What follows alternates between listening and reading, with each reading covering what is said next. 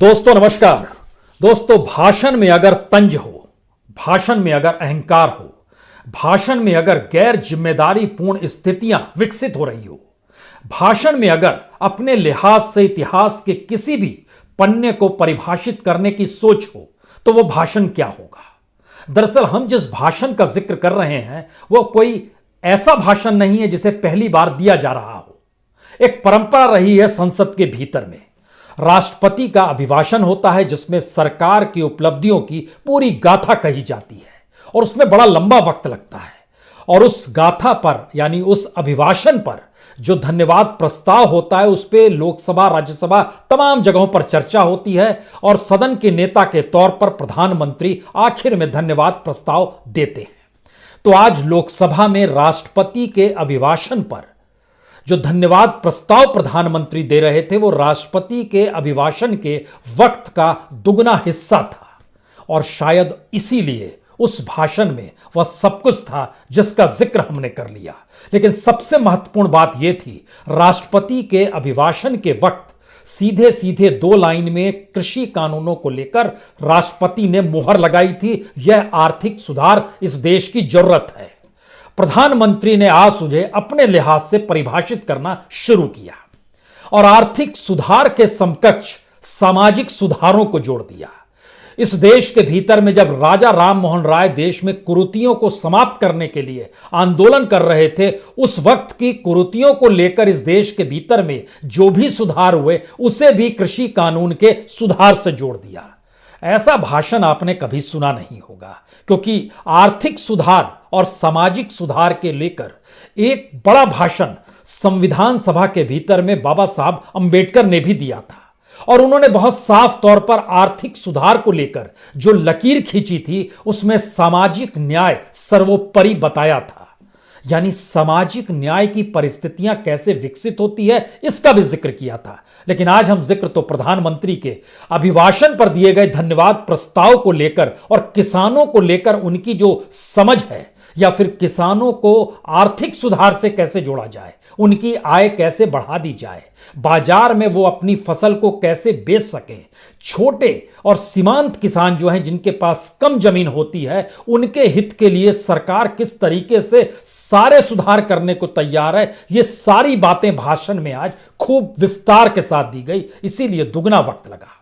लेकिन हमें लगता है आज सिलसिलेवार तरीके से समझने की जरूरत इसलिए है क्योंकि राज्यसभा में जिन्हें पैरासाइट कहा था जिन आंदोलनकारियों को, आज उसमें थोड़ा सा बैलेंस बनाने की कोशिश की गई। राज्यसभा में आंदोलनकारियों का पैरासाइट शब्द लोकसभा पहुंचते पहुंचते ईमानदार किसान के आंदोलन को देखने लगा। पहली बार किसानों को ईमानदार आंदोलन के तौर पर देखा गया, लेकिन बावजूद इसके आंदोलन जीवी शब्द शायद उन राजनीतिक दलों के लिए उनके जुबान से निकला ही जो बार बार पैरासाइट की दिशा में जाता है। और हमें पता नहीं क्यों जा रहा है, इस पैरासाइट शब्द के बाद किसान नेता राजोवल जहां जहां जा रहे हैं वो एक ही बात का जिक्र कर रहे हैं कि दरअसल प्रधानमंत्री ने हमें गंदी नाली के कीड़े के तौर पर देखा है, हमें पैरासाइट कहा है, परजीवी कहा है। ऐसे शब्दों का इस्तेमाल संसद के भीतर कैसे हो सकता है? यानी किसान नेता भी इस बात को दिल पे लेकर महसूस कर रहे हैं, लेकिन देश के प्रधानमंत्री ने आज जो परिभाषा गढ़ी किसानों को लेकर, हमें लगता है आज उसे समझने की जरूरत है। प्रधानमंत्री ने कृषि कानूनों को आर्थिक सुधार से जोड़ा और इस बात का जिक्र बहुत साफ तौर पर कहा, आपको चाहिए या नहीं चाहिए, लेकिन यह इस देश को चाहिए और इस देश को चाहिए तो आपके चाहने नहीं चाहने से कुछ नहीं होगा, यह तो हम ही तय करेंगे। जैसे क्या क्या इस देश ने तय किया है? इस देश ने दहेज कानून को बनाया है, दहेज खत्म किया है। उसके पैरेलल में इन्होंने कृषि कानून को जोड़ दिया, 3 तलाक का कानून, बाल विवाह, शादी की उम्र तय करना, बेटियों को संपत्ति में हक देना, शिक्षा का अधिकार देना, यानी यह सब कुछ कृषि कानून बनाए गई परिस्थितियों के साथ जोड़ दिया गया। बात उसके भी आगे निकली और कहा गया आपने तो नहीं मांगा था आयुष्मान योजना, आपने तो नहीं मांगा था जनधन, आपने तो स्वच्छ भारत नहीं मांगा, आपने शौचालय नहीं मांगा, आपने कुछ भी नहीं मांगा, हमने सब कुछ दिया, तो 3 कानूनों को लेकर आपत्ति क्यों है? यहां पर एक सवाल पूछा जाना चाहिए कि भूमि सुधार कानून जब आप लेकर आए थे तो उसे आपने यू टर्न क्यों ले लिया? वह भी तो आप ही की सोच थी। सीएए को लेकर या एनआरसी को लेकर आजकल आप खामोश क्यों हैं? वह भी तो आप ही की सोच है। बहुत सारे सवाल हैं इस दौर में जो निकल सकते हैं, लेकिन सामाजिक सुधार और आर्थिक सुधार के बीच हमको लगता है आज एक लकीर को समझना चाहिए। बहुत साफ तौर पर संविधान सभा ने इस बात का जिक्र भी किया था कि जो आर्थिक सुधार है उसमें समाज के भीतर जो एक समानता होनी चाहिए, वह जब तक नहीं आएगी तब तक उसको लागू करने का कोई मतलब नहीं होगा। क्योंकि महात्मा गांधी भी कहते थे इस देश में बड़ी असमानता है और बहुत ही गरीबी है।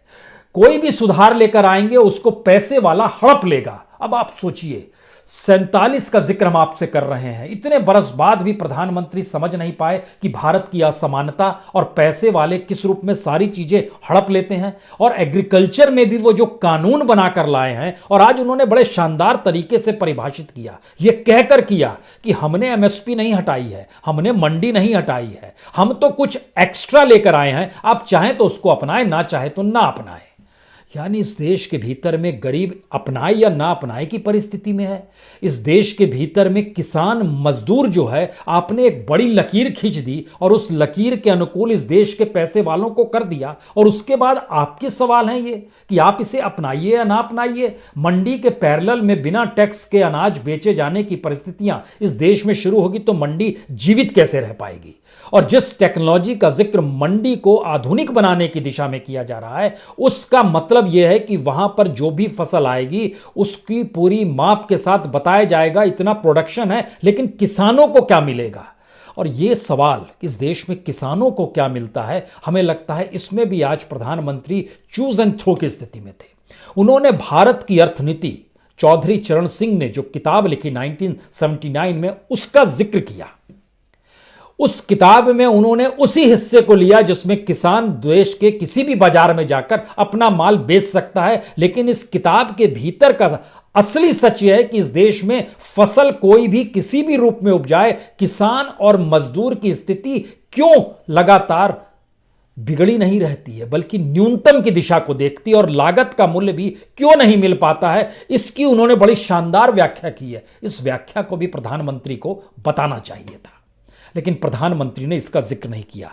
लेकिन आज भाषण में जब जिक्र हो रहा था तो इस संविधान सभा में दिए गए एक छोटे से हिस्से का जिक्र करने की जरूरत है, जो डॉक्टर अंबेडकर ने उसमें जिक्र किया था कि जब तक बेरोजगारी है, जब तक ग्रामीण व्यवस्था और ग्रामीण अर्थव्यवस्था शहर को टक्कर देने की स्थिति में नहीं है, जब तक जातिगत भेदभाव है, जब तक इस देश के भीतर में जो पिछड़ा, जो आखिरी तबका होता है, उसका एक्सप्लॉयटेशन है, महिला उत्पीड़न है, ये चीजें अगर खत्म नहीं होगी तो फिर आर्थिक सुधार सार्थक हो ही नहीं सकता है। यानी इसके लिए सामाजिक न्याय की जरूरत है।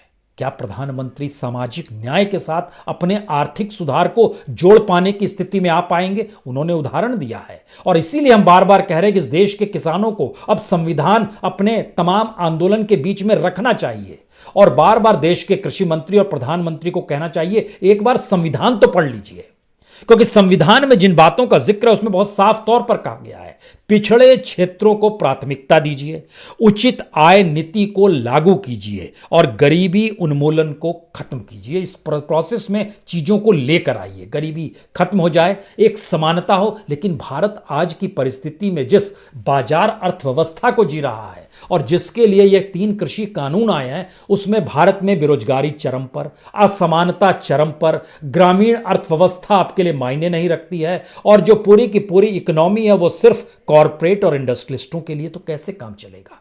हमें लगता है कि एक क्षण के लिए आज प्रधानमंत्री का ही जिक्र जब हो रहा है तो इस बात का भी जिक्र होना चाहिए। प्रधानमंत्री ने अपने भाषण के साथ ब्रिटिश सत्ता का जिक्र किया, शुरुआत में ही किया, और उन्होंने कहा कि भारत कई महाद्वीप में बटा हुआ है और ये एक राष्ट्र के तौर पर नहीं बन पाएगा। यह उस दौर की ब्रिटिश सत्ता सोचा करती थी, और भारत एक देखिए राष्ट्र के तौर पर उभर आया, लोकतंत्र इसकी रगों में बहता है। इसका जिक्र भी करना पड़ा कि लोकतंत्र हमारी रगों में दौड़ता है, यकीनन दौड़ता है, और लोकतंत्र जहां आहत होता है वहां इस देश में आंदोलन शुरू हो जाते हैं, और आंदोलन पैरासाइट नहीं होते हैं, आंदोलन परजीवी नहीं होते हैं। यह भी समझना होगा, भारत में आजादी भी आंदोलन के समानांतर ही मिली। बहरहाल आंदोलन को आज, किसानों को आज महत्ता प्रधानमंत्री दे रहे थे, इससे इनकार नहीं है, बार बार आग्रह भी कर रहे थे आप बातचीत के लिए आइए, लेकिन बताइए, रंग ना देखिए ब्लैक एंड व्हाइट, यह बताइए इसमें मुश्किल क्या है।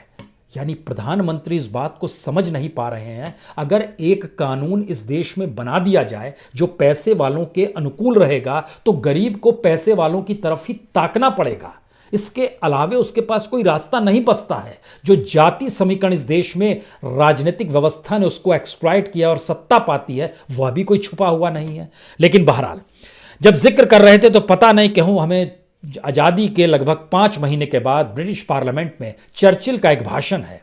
चर्चिल ने भारत के बारे में उस वक्त क्या कहा था, आज प्रधानमंत्री को यह याद करना चाहिए, क्योंकि उन्होंने जिक्र ब्रिटिश सत्ता के दौर में भारत को एक राष्ट्र के तौर पर यह नहीं बन पाएगा इसका जिक्र किया है। जिस बात का जिक्र हुआ है उसमें बहुत साफ तौर पर चर्चिल ने क्या कहा था। चर्चिल ने कहा था, सत्ता दुष्टों, बदमाशों और लुटेरों के हाथों में चली जाएगी। यह भारत के संदर्भ में जिक्र था। भारत के सभी नेता ओछी क्षमता वाले और भूसा किस्म के व्यक्ति होंगे, उनकी ज़बान मीठी होगी लेकिन दिल निकम्मे होंगे। वे सत्ता के लिए एक दूसरे से लड़ेंगे और इन राजनीतिक झड़पों में भारत का खात्मा हो जाएगा। भारत का खात्मा तो नहीं होगा, लेकिन भारत की राजनीतिक व्यवस्था ने भारत को खोखला जरूर कर दिया है। और इसी भाषण के बाद का हिस्सा देखिए, एक दिन आएगा जब भारत में हवा और पानी पर भी टैक्स लगा दिया जाएगा। भारत में सबसे ज्यादा टैक्स लगता है और इसकी मिसाल तो हमें लगता है पेट्रोल डीजल से ही कर लीजिए। फरवरी के महीने में जो अंतर्राष्ट्रीय बाजार में प्रति बैरल तेल मिल रहा था वह तकरीबन $20 था। आज जब हम आपसे बात कर रहे हैं तब मिल रहा है 65 बैरल। मनमोहन सिंह के दौर में मैक्सिमम गया था $110 बैरल। और इन तीनों परिस्थितियों में देखिएगा तो जिस समय $20 बैरल तेल मिल रहा था, भारत के बाजार में पेट्रोल डीजल की कीमत हाईएस्ट पॉइंट पे थी, लगभग 70, 72, 75 रुपए तक। आज उसकी स्थिति और बढ़कर हो गई है, लगभग कई जगहों पर तो यह $100 तक पहुंच गया है।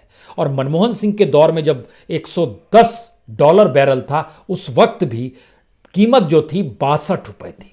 आप कहेंगे उस समय रुपए का मूल्य इतना था, डॉलर का मूल्य इतना था, आप कहिए, लेकिन एनालिसिस जब कीजिएगा कि भारत के पड़ोसी राज्यों में ही जिन्हें भारत ही पेट्रोल डीजल सप्लाई करता है, उसमें भूटान भी आता है, उसमें श्रीलंका भी आता है, उसमें नेपाल भी आता है। भारत उन्हें तेल देता है और वो तेल सस्ता बेचते हैं, भारत में महंगा मिलता है। ये कौन सी इकोनॉमी है, इसको आप समाधान कीजिएगा। एक्साइज टैक्स, इनके जरिए भारत की सत्ता चलती है। लेकिन जिक्र आज किसानों का है, क्योंकि बहुत साफ तौर पर इस बात का जिक्र किया गया कि छोटे किसानों को लाभ होगा। हमें लगता है जरा सिलसिलेवार तरीके से प्रधानमंत्री जब भी कहते हैं कि हम तो बातचीत के लिए तैयार हैं, तो अब हमें समझ में आ रहा है कि आज के भाषण सुनने के बाद कि किसानों ने क्यों खामोशी बरत ली थी नरेंद्र सिंह तोमर, जो देश के एग्रीकल्चर मिनिस्टर, उनके साथ बैठकों में, और सिर्फ एक तख्ती लेकर जाते थे, 3 कानून वापस लो, इसके अलावे कुछ नहीं बोलेंगे। ऐसी स्थिति क्यों आई?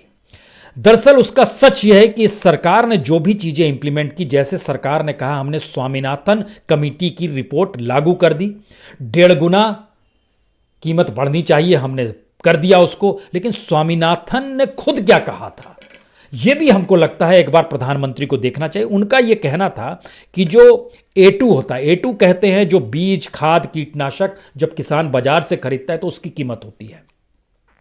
उसके बाद होता है FL का मतलब होता है फैमिली लेबर, यानी जो परिवार काम खेत पे करता है, उसकी भी तो कोई कीमत होगी।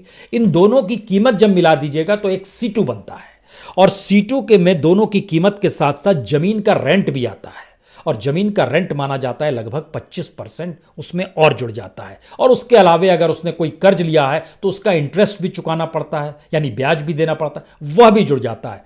स्वामीनाथन साहब ने बहुत साफ तौर पर कहा कि जब आप 1.5 गुना बढ़ाएंगे तो C2 का बढ़ाइए, किसी दूसरे का मत बढ़ाइए, यानी बीज, खाद, कीटनाशक, इसको मत ध्यान में रखिए, फैमिली लेबर, इन सबको मिलाइए और उसके बाद 1.5 गुना बढ़ाइए। हमको लगता है एक डाटा लेते हैं 18-19 का, क्योंकि उसी समय से इस बात का जिक्र लगातार हो रहा है कि हमने तो स्वामीनाथन कमेटी की रिपोर्ट लागू कर दी है। उस वक्त धान की जो कीमत थी वह 1560 रुपए से जो बढ़ाई गई थी वह 1750 रुपए में आई थी 18-19 में। 1560 में अगर आप 1.5 गुना बढ़ाते तो यह लगभग 2340 हो जाता, लेकिन 2340 तो हुआ नहीं। इसका मतलब है आपने 1.5 गुना नहीं बढ़ाया, और 1540 में जब 1750 की स्थिति में आए तो आप लगभग 15% ही बढ़ा पाए, 1.5 गुना फिर नहीं हुआ। और अगर पन्नों को टटोलिएगा और एमएसपी को देखना शुरू कीजिएगा तो 10 और 15% के बीच में कमोवेश हर सरकार हर बरस बढ़ाती रहती है, और यह बीते 10 बरस का खाका है, 10 या 15 बरस का खाका आप कह लीजिए, यह एक स्थिति है।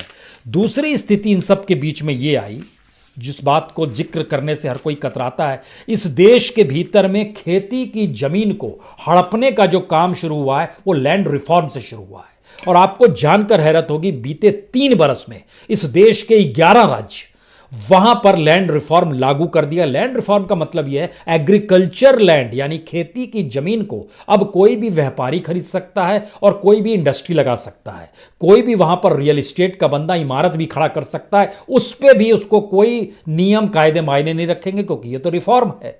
और इस स्थिति में पिछले 3 बरस में 11 राज्य, इन 11 राज्यों में आंध्र प्रदेश भी है, तमिलनाडु भी है, और बीजेपी शासित राज्य गुजरात भी है, हरियाणा भी है, मध्य प्रदेश भी है, उत्तराखंड भी है, कर्नाटक भी है। इसके अलावे पंजाब, राजस्थान और महाराष्ट्र ने भी इस लैंड रिफॉर्म की दिशा में कदम बढ़ाए हैं, इससे भी इनकार नहीं है। लेकिन इन सब के बीच राजस्थान ने कहा कि जो जमीन दी जाएगी वो रीन्यूएबल एनर्जी प्रोजेक्ट के लिए दी जाएगी। सबने अलग अलग तौर पे दिया है, लेकिन इंडस्ट्री और मैक्सिमम लिमिट भी खत्म कर दी गई है जिन राज्यों में। और इतना ही नहीं, आपके पास कितना भी पैसा हो, कितनी भी पूंजी और कितनी भी आप एग्रीकल्चर लैंड को खरीदना चाहें तो खरीद लेंगे। अब सरकार कहे आपको तो भाई कॉन्ट्रैक्ट खेती करने की जरूरत नहीं है, आपको तो जमीन बेचने की जरूरत नहीं है, कहने से क्या होगा? यहां तो पैसा वाला लेकर खड़ा है कि आपको वह आपकी जमीन पे मजदूर बना देगा। वह 3 कानून बहुत साफ तौर पर करते हैं। इसका जिक्र प्रधानमंत्री ने अपने अभिभाषण में आज नहीं किया, जो उन्हें करना चाहिए था, बताना चाहिए था सच क्या। शायद उनका भाषण तैयार करने वाले इस पर खामोशी बरत गए, क्योंकि हम जिस बात का जिक्र कर रहे हैं, कर्नाटक, मध्य प्रदेश, महाराष्ट्र, पंजाब, तमिलनाडु, उत्तराखंड, ये सारे राज्य ऐसे हैं, आंध्र प्रदेश, गुजरात, हरियाणा, ये सारे राज्य ऐसे हैं जहां पर आप कितने भी पैसे वाले हैं जमीन खेती की खरीद सकते हैं, टाउनशिप बना सकते हैं, इंडस्ट्री बना सकते हैं, यानी कुल मिला के नॉन एग्रीकल्चर यानी गैर खेती कार्य आप खुले तौर पर कर सकते हैं। और बीते 3 बरस में इसमें कितनी तेजी आ गई है, इसका आंकड़ा इस रूप में समझिए कि बीते 2017 से 2020 तक जो 11 राज्य में आए हैं, उसमें इंडस्ट्री और टाउनशिप की परिस्थितियों में लैंड रिफॉर्म जो लाया गया वो 7 राज्यों में ले आया गया है।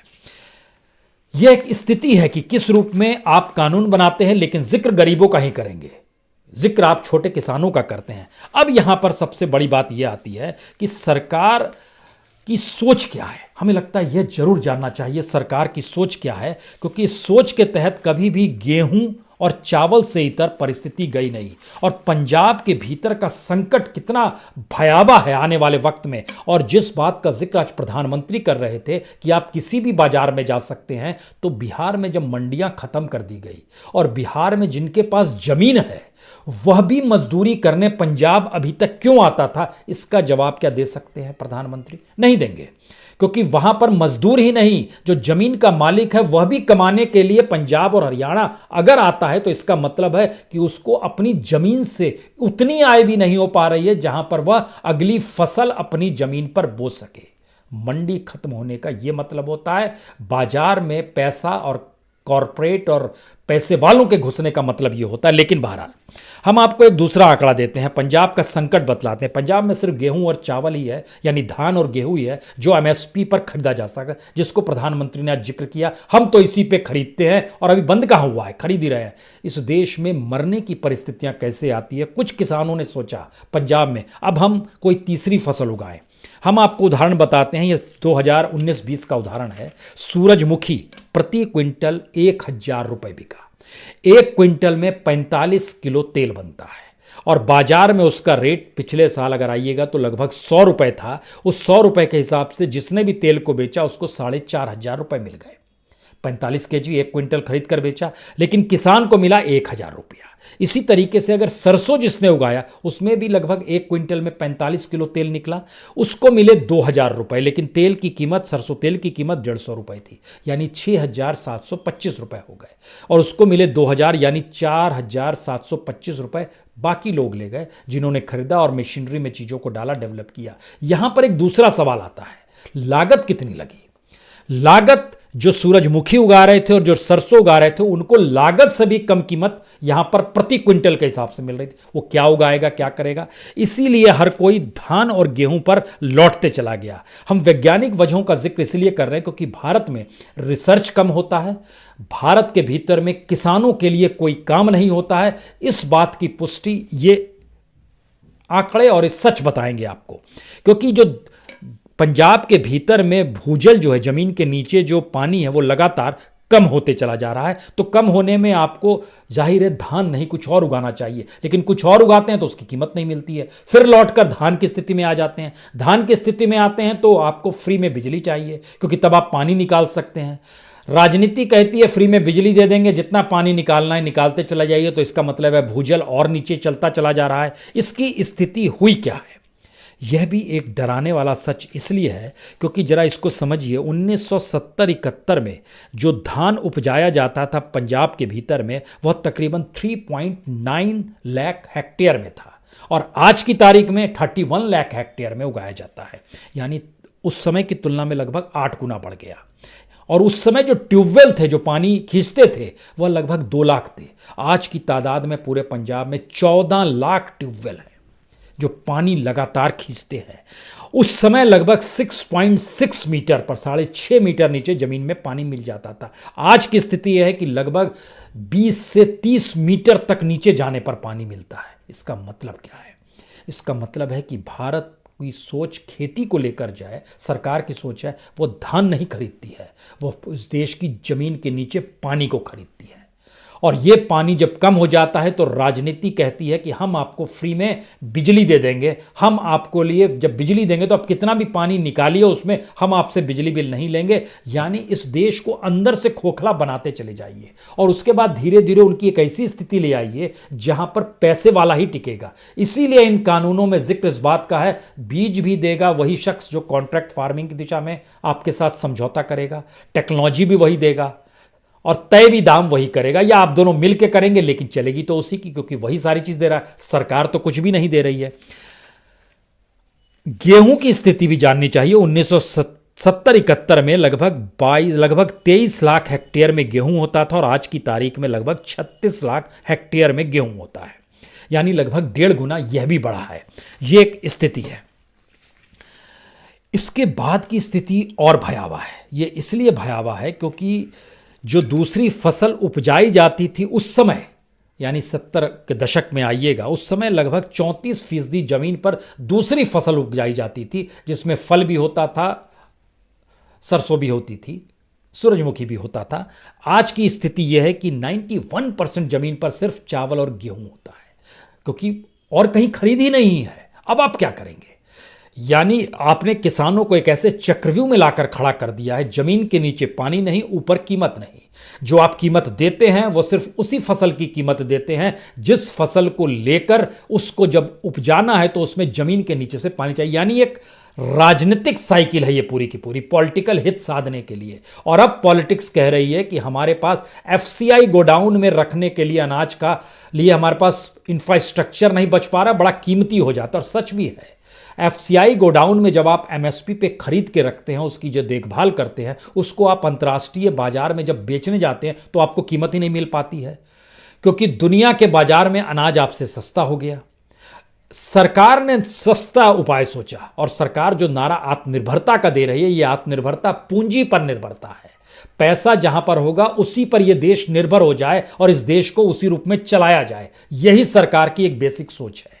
और इसीलिए अब उसने उपाय खोजा कि इस देश में गोडाउन्स भी आप दे दीजिए एक खास कॉरपोरेट को, जो मित्र है, जिसका अंबानी अडानी का जिक्र हो रहा है, रिटेल सेक्टर एक खास व्यक्ति को दे दीजिए और ये मोनोपोली जब बन जाएगी तो आपको डील एक दो लोगों से करना होगा और उसके जरिए माल आप अंतर्राष्ट्रीय बाजार में बेचकर कमा भी सकते हैं। लेकिन किसान अपनी जगह फसल उगाते रहे, वो मजदूर बना रहे, खून पसीना बहाता रहे। खून का जिक्र इसलिए जरूरी, खुदकुशी करने वालों की तादाद बढ़ गई है। सवाल आंदोलन का नहीं है, इस देश के भीतर का सच बतला रहे हैं कि 2020-21 में खुदकुशी करने वालों की संख्या 2018-19, 19-20 से ज्यादा रही है। अगर ये सारी स्थिति आती चली जा रही है तो इसमें एक आखिरी सवाल जरूर आएगा, ये 3 कानून का सच क्या है, जिसका जिक्र आज प्रधानमंत्री ने नहीं कहा। हमें लगता है इस बात को जरा समझना चाहिए, सरकार बड़ी होशियार है। The farmer produces trade and commerce, इस बात का जिक्र किया। 220 का 2020 कानून बनाया गया, जून में एक बिल लेकर आए थे और उसके बाद सितंबर आते आते ध्वनि मत से पास करा लिया गया और अब फरवरी का महीना और बहस लगातार चल रही है और सरकार कह रही है हमने तो आपके हित के लिए किया है। अब आप ध्यान दीजिए, दूसरे राज्यों में बेच सकता है, यही कानून कहता है the farmers produces trade and commerce 2020। इसके नीचे लिखा गया प्रमोशन एंड फैसिलिटेशन, यानी किसानों के लिए ये प्रमोशन की स्थिति का जिक्र कर दिया गया जो दूसरे राज्यों में बेच सकता है। दूसरा कानून देखिए, farmers agreement on price insurance and firm service 2020। इसमें लिखाया गया एम्पावरमेंट एंड प्रोटेक्शन, हम आपको सुरक्षा संरक्षण दे रहे हैं, लेकिन किसको दे रहे हैं? इन 2 कानून को देखने के बाद तीसरा कानून आपको देखने की इच्छा इसलिए नहीं होगी क्योंकि उसमें तो इस देश में सब कुछ आपने गिरवी रख दिया है कॉरपोरेट के हाथों में। जब आपने कहा कि एसेंशियल कमोडिटी एक्ट जो था उसको हम अमेंड कर रहे हैं और अब अनाज, दाल, खाने का तेल, प्याज, सब कुछ स्टोरेज आप कर सकता है, जिसे मन चाहे कर सकता है। हाँ, कोई बहुत अगर ऐसी स्थिति आ गई तो हम देखेंगे, यानी उससे पहले सामान्य स्थिति में कीमत आप बढ़ाते जाइए, स्टोरेज करते चले जाइए। सवाल यह है कि इन 3 कानून के अक्स तले जब आप देखना शुरू करते हैं तो आपको शांता कुमार कमेटी की रिपोर्ट देखनी चाहिए जो इसी सरकार ने तैयार कराई। उन्होंने बहुत साफ तौर पर कहा कि पीडीएस सिस्टम की जरूरत नहीं है। उन्होंने बहुत साफ तौर पर कहा एमएसपी सिर्फ 6% किसानों को ही हम दे पाने की स्थिति में है। उन्होंने बहुत साफ कहा कि एफसीआई गोडाउन्स में जो अनाज रखा रहता है उसके देखभाल में बड़ा खर्चा हो रहा है। ये सारी बात जब उन्होंने जिक्र की तो सवाल इसमें यह आया कि सुनिश्चित आमदनी जो है किसानों को कैसे मिलेगी। तो कहा गया कि सुनिश्चित आमदनी, और इकोनॉमिस्ट जो सरकार को सलाह देने वाले हैं उन्होंने कहा सुनिश्चित आमदनी छोड़िए, जनधन है ना, उसके जरिए पैसा भिजवा देंगे, यानी सुनिश्चित आय और खुला बाजार और इसके बीच में सरकार। यह इस पूरी के पूरी एग्रीकल्चर इकोनॉमी का सच है और यह एक ऐसा सच है जिसमें बाजार महत्वपूर्ण है, सरकार को उससे कमीशन, टैक्स सब कुछ मिलेगा और जो सुनिश्चित आय मिलनी चाहिए थी फसल से वो हम नहीं दे पाएंगे, वो हम कुछ पैसा आपको ट्रांसफर कर देंगे, वह भी उसी रेशियो में जिस रेशियो में हमको बिजनेसमैन पैसा ला कर देगा। कहीं कॉन्ट्रैक्ट फार्मिंग कर रहा होगा और छोटे और सीमांत किसान किसी भोलेपन में ना रहें, क्योंकि कॉन्ट्रैक्ट फार्मिंग जब भी होती है बड़ी जमीन की होती है। छोटी छोटी जमीनों में आपके पास कुछ नहीं बचेगा और उसके बाद कहा जाएगा गांव के गांव में जो जमीन है उसको जमीन के मालिक चाहे 1000 लोग हों सभी मिल जाइए और यह खेती उपजाइए, यह फसल उपजाइए, इसको हम खरीदेंगे, इतना पैसा देंगे। 2-3 सीजन तक आपको पैसा मिलेगा, तीसरे सीजन के बाद कहा जाएगा अब इसमें हम ये नहीं उपजा सकते हैं या हम नहीं उपजाएंगे तो आप क्या करेंगे। यहां से आप अपनी जमीन उसको ट्रांसफर करना शुरू करेंगे क्योंकि जीना तो है, 2 जून की रोटी तो चाहिए।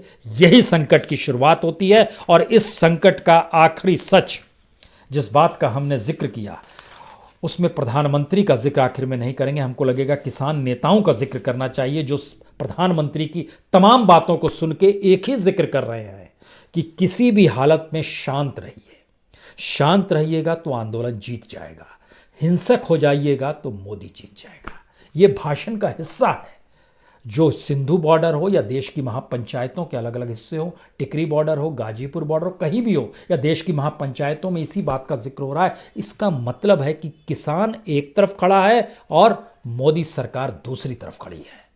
इन दोनों के बीच में पाटने की परिस्थितियां शायद इस देश के नागरिकों का हुजूम आंदोलन की शक्ल में तैयार होगा, तभी चीजें डेवलप हो पाएंगी। अन्यथा ये सरकार बाजार को लेकर अडिग है, पूंजी को लेकर अडिग है और पूंजी पर आत्मनिर्भरता इस देश की बनाना चाहती है।